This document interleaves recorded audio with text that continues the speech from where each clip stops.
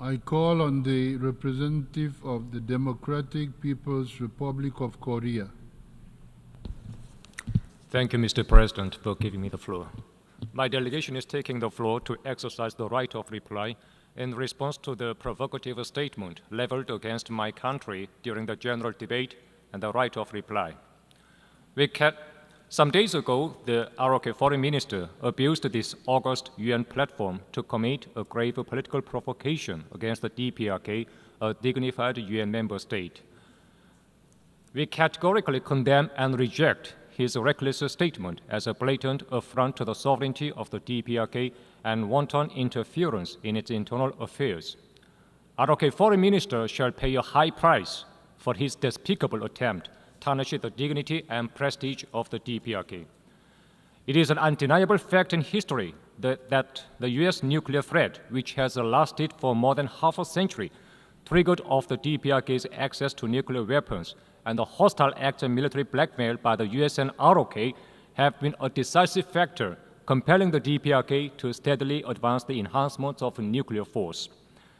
As of today, various US-led military blocs exist throughout the Asia-Pacific region, including the Korean Peninsula, and the Nuclear Consultative Group aimed at using nuclear weapons against DPRK is in operation.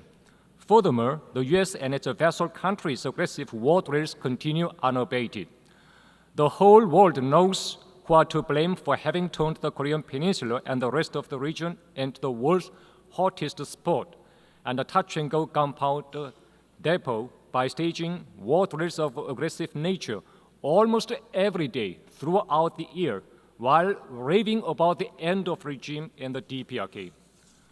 ROK is frantically engaged in waging military drills and strengthening military alliance of aggressive nature with the US, thereby bringing closer a grave security crisis to the Korean Peninsula and the Northeast Asian region. Given the above fact, it is a mockery and trickery on regional countries and the rest of the international community that ROK is clamoring for the alleged threats as well as peace and stability. The ROK foreign minister's outburst clearly shows that it is impossible to exist or live together in the least with the forces distraught with the inveterate hostility and repugnance towards the DPRK, and that the regional situation can never restore stability as long as there exists the US, the evil source and root cause of instability of the Korean Peninsula, and the ROK conniving to it. On the other hand, recently the US and its followers are often holding confabs on the alleged human rights issues at the UN arena.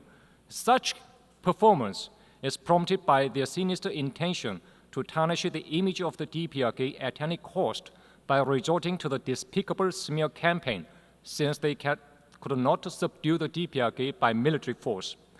Moreover, ROK has no elementary qualification to talk about a human rights issue, and it is a cesspool of human rights abuses caused by its pro-US sycophancy, fascist dictatorship, and anti-people misgovernment.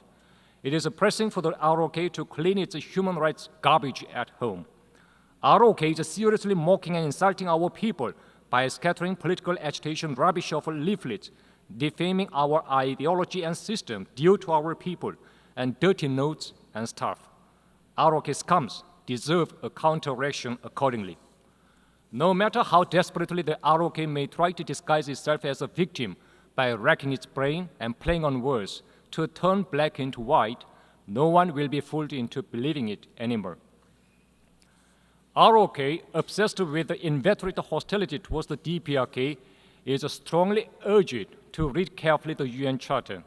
Article 24 of the UN Charter stipulates that the Security Council shall act in accordance with the purposes and principles of the United Nations, namely principles of sovereign equality, self-determination, and refraining in the international relations from the threat or use of force against the territorial integrity. Accordingly, we have never acknowledged and will never do so the alleged Security Council resolutions which deny our right to existence and development and flagrant contravention of the UN Charter itself. Under the prevailing circumstances, it is a priority for the DPRK to preserve its right to security in terms of safeguarding and exercising its sovereignty. The DPRK will never connive at military hostile acts, and strengthening of military blocs detrimental to the security environment of the Korean Peninsula and world and peace and stability.